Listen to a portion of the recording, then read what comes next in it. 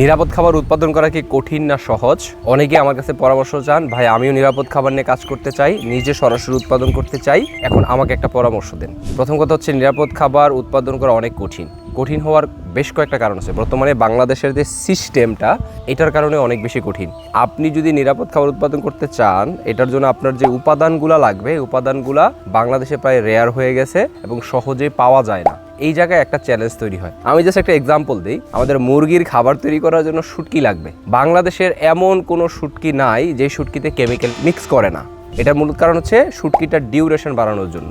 এক্ষেত্রে এখন সরাসরি আপনার যারা শুটকি উৎপাদন করে তাদেরকে খুঁজে বের করে তাদের সাথে কমিটমেন্ট নিয়ে আপনার তাদের থেকে সরাসরি কেমিক্যাল দেওয়ার আগে শুটকিটা সংগ্রহ করার যে প্রসেসটা, যেই ঝামেলাটা, এটাও কিন্তু একটা চ্যালেঞ্জিং ব্যাপার। এটা একটা ব্যাপার আছে। তারপর আপনি যদি ধরেন, আমি যেহেতু সেফ চিকেনে কাজ করতেছি, উদাহরণগুলো এই রিলেটেড দিচ্ছি, ফিউচারে যখন অন্যান্য উপাদানে যাব তখন আমি ওই উপাদানগুলো দিয়েও আপনাদের এক্সাম্পল দেওয়ার চেষ্টা করবো। যেমন ধরেন, চিকিৎসার জন্য ভেষজ উপাদান আপনার তুলসী লাগবে কিংবা হচ্ছে নিম পাতা লাগবে, যে জিনিসগুলো বর্তমানে একেবারেই রেয়ার। তাই নিরাপদ খাবার উৎপাদন করা অনেক কঠিন, তবে অসম্ভব ব্যাপার না। প্রথম কথা হচ্ছে এটা। দ্বিতীয় কথা হচ্ছে, নিরাপদ খাবার শুধু মুখে বললেই হবে না, আপনার অনেক কিছু মেনটেন করতে হবে।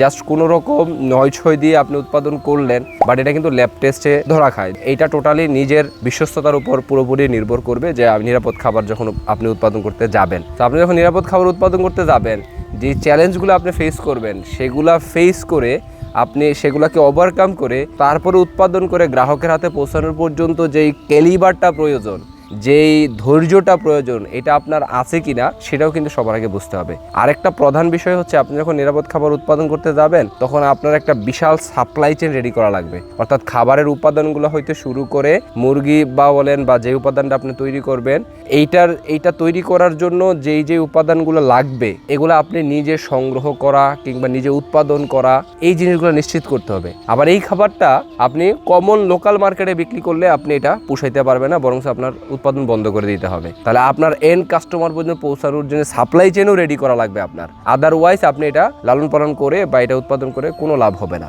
তো এই ব্যাপারটাও, পুরো ব্যাপারটা ডিল করার মতন আপনার ওই ক্যালিবার আছে কিনা সেটাও আপনি বুঝে শুনে তারপর হচ্ছে এই সেক্টরে আসবেন। কারণ এই জায়গায় একটা বিশাল ইনভেস্টমেন্টের দরকার, অনেক টাকা পয়সা দরকার। নর্মালি এগ্রি সেক্টরটাই হচ্ছে আপনার লিকুইড মানি প্রচুর পরিমাণ লাগে, আপনার ইনভেন্টরি কস্ট হইতে অন্যান্য কস্ট, ফিক্সড কস্ট অনেক বেশি থাকে। তাছাড়া আপনি যখন নিরাপদ খাবার উৎপাদন করবেন, এন্ড কাস্টমার পর্যন্ত পৌঁছাতে যাবেন, সাপ্লাই চেইন রেডি করতে যাবেন, তখন আপনার খরচটা বা ইনভেস্টমেন্টটা আরও বড় পরিমাণে লাগে। সো এই জিনিসগুলা ভেবে চিনতে তারপর আপনারা হচ্ছে এই সেক্টরটাকে আসার চেষ্টা করবেন।